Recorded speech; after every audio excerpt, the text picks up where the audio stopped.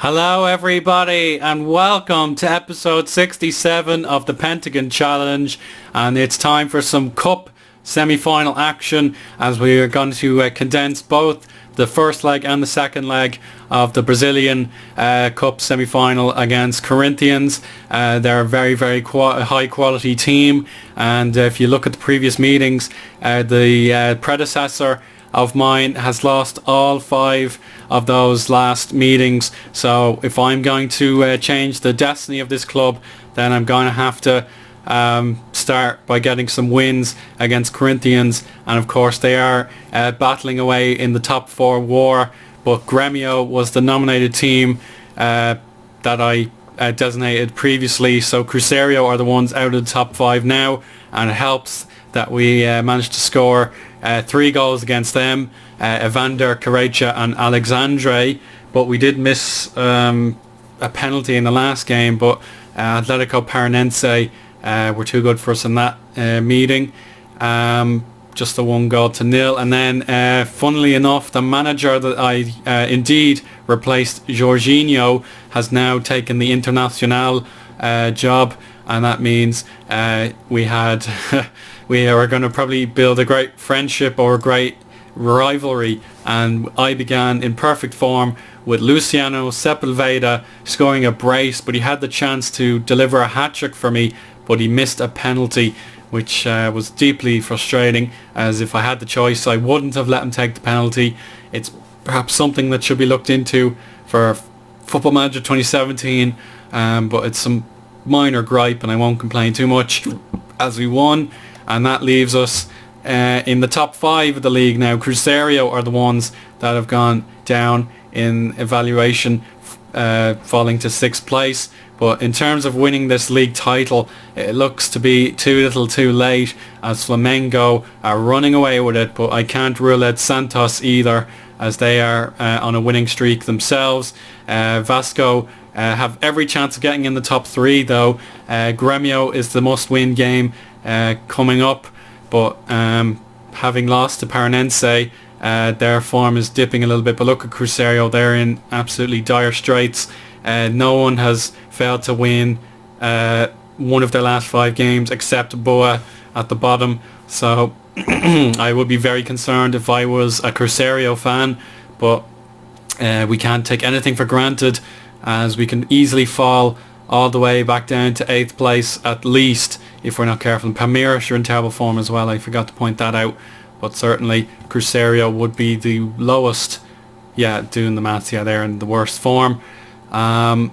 So let's see what we can do. We are starting to get some run of wins going, but it's all about this Brazilian head-to-head tie. There's nothing in between to distract us. It's a pure fight to decide who makes the semi-final, and it looks like there could be an underdog in the final too, as well, as Botafogo play Fortaleza. Fortaleza are fighting for their survival, and they should be okay, but I wouldn't consider them at all good in this division. If we look what they've achieved in the past, the best they've done is they've won the 2nd division in 2021. They've won a regional championship before, and they've won the state championships plenty of times, but that must be a really weak one if they are indeed the best club in that region. Like, no respect to Fatman Dupe's ABC, but Fortaleza look far too good for everybody else in that region. So anyway, let's get straight into the live comm. The lineup is pretty much rotated from the win in the last game, but there is only one real concern, and that's Leandro facing a suspension for his the fact that he's earned too many yellow cards in the cup. But we've also got some ineligible players, such as the main goalkeeper, my new signing Borges, and my other new signing Luis. So it's just a battle of wills, I suppose. We are great rivals, and winning this game is going to be crucial. So we'll head into the match now, see what Corinthians have lined up for me. It's the first time the clubs have met, since I took over. Sorry about the buzzing in the background. I have to charge my phone and I don't want to turn it off just in case I miss out on something. So anyway, we're just going to find out what they have. Yes, I'm just rambling. It's going to take a little while, I'm sure.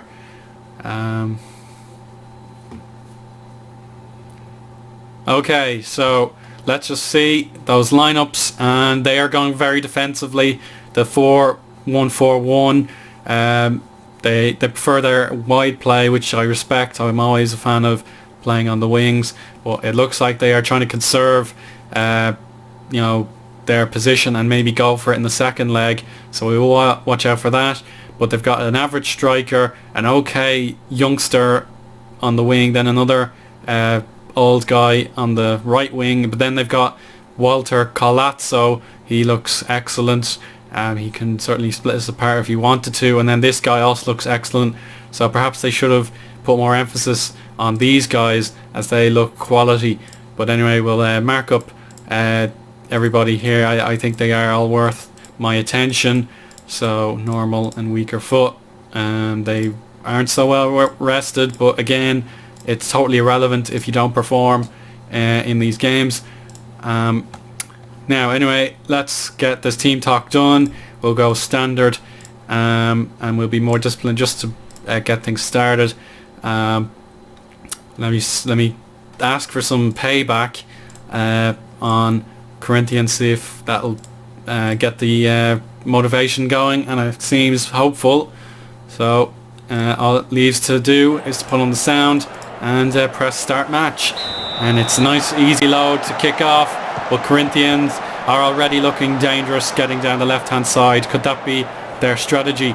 The throw in is taken. Cristiano, who should be up front, feeds Oya, and the swap of the flanks to Marcio, but it's cleared. Goulart couldn't get there in time. Oya over to Emilio, and he's on his bike, crossing with his right foot, and Marcio with a near clear shot at goal has been denied beautifully by Eduardo, but that was dangerous. Can we get a goal in this rather dire first leg?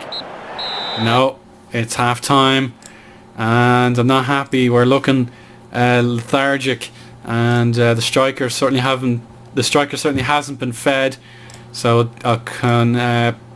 I'll criticise the midfield, but it's gone badly for Barrios. He hasn't responded, but the defence has been the best performers of the formation. So we'll just do something about that. We'll stick to positions again, and we'll play. We'll just play fairly wide and stay in control, structured, and kick off for the second half is now underway, and we'll just hope for better. While we have the chance. I might have to totally change up the team for the second leg depending how we perform. Fonseca to Barrios, into Goulart. Goulart can find, oh no, he can't. Megales just toe poked that one wide in this, or at least we score an away goal in the second leg, that's what I should say. But here's Evander. Goulart has lost it. Here's Alexandre, nice pass. It could be a little bit of confusion. Megales to Goulart. Oh, it's a lovely assist, and the veteran has snuck in unmarked for 1-0. Megales not scoring the goals as he was so freely earlier in the campaign, but either way, if he's contributing to goals via assists, then I'm absolutely thrilled that we are taking our initiative. Here's Megales, all alone on the right hand side. What a dribble! Goes to Guedes on the outside. Centurion, Evander hits an opponent there. Corinthians make their first change of the game. I don't seem to mind that, but looks like we're in complete control. Ivo, he's tackled by Wallace, and the counter-attack can begin. An unmarked Cristiano all alone. What's he going to do? He can't find the pass. Emilio to Cristiano, but it's saved by Eduardo. Lovely stuff by the keeper. And now we clear only to Allen, and he hits the advertising board not too far away from him. Leandro nods it to Ronaldo. Alexandre, Evander to Goulart, and Megales is taken down. This could be the kick of the season as far as Megales is concerned. The Copa Libertadores depends on this. Goal! Goal, goal, goal, goal, goal! Magalhães 2-0 to Vasco da Gama. Oh, I love it. What a penalty. And that means one thing only. Tighten up time. Marcio, could this be the away goal? No. What a performance from the keeper as well. He is so good. I might just have to buy him. As I said in the last episode, he looks unbeatable in his certain appearances. Here's the last chance. Full time is conducted, and that's the first leg complete.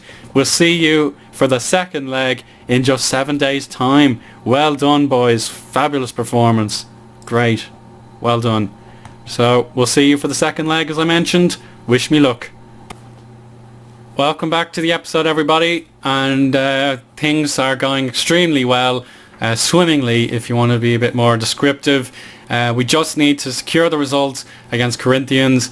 This time it'll be away from home at the Corinthians Arena. Am I getting that right? No, Arena Corinthians. Okay, so we're nearly spot on, but the other semi-final went Fortaleza 1, Botafogo 2, but that was the reverse fixture. So Fortaleza have actually given themselves a fulcrum of hope. But just before we officially begin the live comm, I just want to take some time out and look at how my former clubs are doing. And we'll begin with China, where we probably didn't take too much retrospective look at Shenhua since I left. And the good news is the successor, Kui En Lang, has actually done a pretty good job for me so far. He took over in June, and this is his record: 14 games, 7 wins, 3 draws and 4 defeats, so precisely 50% win ratio. So I'm delighted with how he's gotten on. He used to manage Yan Bian, so you would have thought, that's a useless successor, useless place to be getting a new manager, but he's actually doing quite well. Yan Bian themselves are 12th, which is nice, so he deserves the job, and I'm happy with him. He has let go of a few players that gave me a shock. We'll have a look here. Chanturia is gone. I don't know why he let go of him. And Tao Zian, I don't know why he let go of him, but I've seen worse from managers that took over from my clubs and made a hames of it. So I'm happy that he's guided the club to stability again, and the top 5 is guaranteed. They can't do any worse, and they could probably do a little better against Jiangsu, I don't know, but the head-to-head record is probably not at all good. Maybe it is, I don't know, but anyway, well done to him for getting Shenhua into the top 5 after a difficult season. But Guangzhou are now the true dominant force in China, and that kind of stings a bit, but anyway, we'll just have to live with that. And then even better news, as Vasco da Gama Cape Town are looking like a respectable club again. They are off to a great start in the first division. They've previously been terrible down there in 10th and 9th and God knows where, just awful.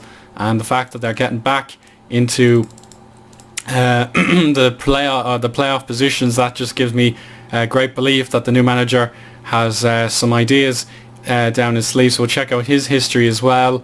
In charge of Vasco, he's played nearly 50 games and he's won 20 of them, so he does look like the man destined to give Vasco da Gama Cape Town a rise again, but we'll just see if they can hang on in there. But then the South African Premier Division, this is the job I thought I would get guaranteed because I've previous experience in the country. But Jomo Cosmos, the previous home of Stephen Pienaar, are winning the league against the odds. The Mamelodi Sundowns, where I got screwed out of the job, but I don't really mind now. I got the better deal. Pienaar has only guided them to 5th position, and he has started to get used to things now. But look at some of these results, absolutely appalling for a team as good as the Sundowns. But that's just the way he's coping. But maybe, just maybe, he will get them into the title running again. But now it's time to concentrate fully on Vasco da Gama, and we'll see you for the second leg. So we'll we'll submit this team. Here it is, pretty much unchanged team. I've brought on Ronaldo and Sepulveda as they want the first team football, and Batista will get a go up front. So let's see how they get on. And off we go. It is the Arena Corinthians for the second leg of the Brazilian Cup semi-final. And a bit of team news for Corinthians is that they've gone for far more attacking approach with their formation. It's a 4-2-3-1 with a defensive mid, and the wingers are very much pushed forward. But if they can get an early goal, then this game will certainly be wide open again. But the away goal rule should motivate my Vasco da Gama players to get the results needed. I don't mind that there's a good tackle by Adrelison, and that's actually a terrible clearance. Arias to Colasso, Wallace cutting to the outside. Here's Tabata, back to Wallace. He definitely should have hit the target there. Turn that off and exploit the flanks. That's cleared. Tabata to Oya. Wallace back to goal, and Tabata shoots wide from Corinthians. That makes it half time. 0-0.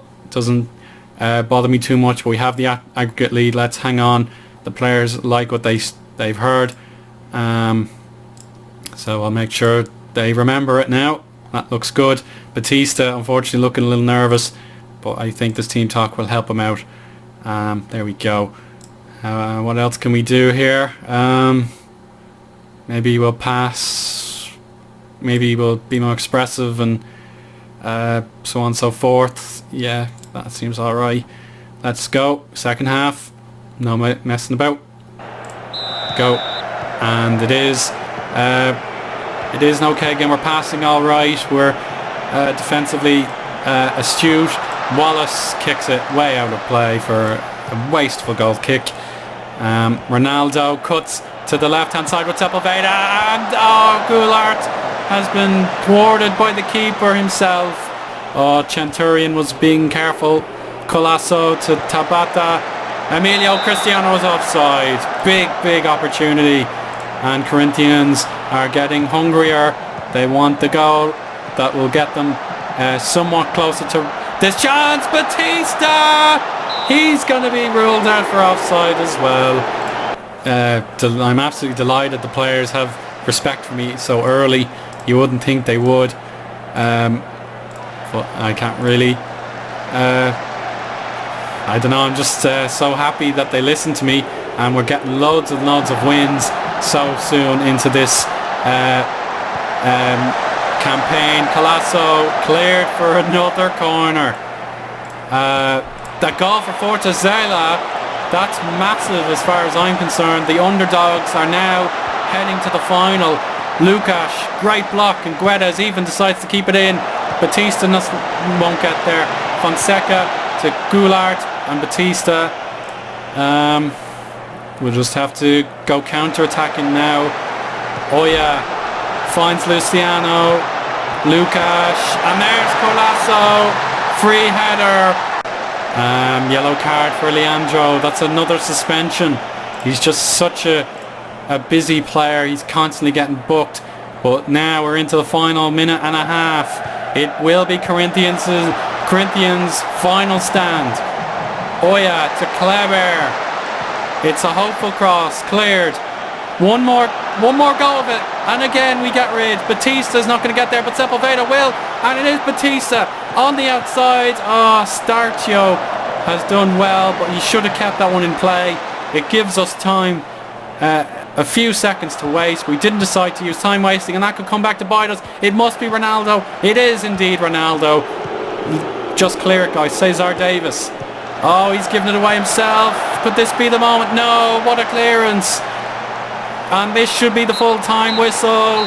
We lose at the Arena Corinthians, but we are through to the final. You're in, and we will hopefully go all the way and win the tournament. That will be huge for the club. They hardly ever win this tournament. It was founded in the late 80s, but even then Vasco have only won it the once. Well done, guys. Really, really special to make a cup final. Halfway through. Fortaleza do indeed make their run to the finale also, and that should be a fascinating clash between the favourites, the Goliaths and the Davids. So what a performance from Fortaleza. They've hardly been a big club in their history since their founding, but now they've a chance to win some silverware, and we'll have to tell them no. We're not going to let you away with it. So we get home advantage. Is it a two-legged thing? Yes, it is a two-legged affair. So we'll be live combing those as well as the top four war. And that is just going to be spectacular. The team will be battling on two fronts. Whether or not it works out, we don't know. But we have some gigantic games coming up even before the cup finals are considered. So I'm very, very pleased with this result. If you've enjoyed it as well, please let me know, and we'll see you for the continuation of the battle to finish in the top four of the Brasileirão, where it's just so intense. You can see with our game in hand, we can go back into fourth place, but the pressure is on to beat the Corinthians again. So we'll see you there. Bye now, everybody.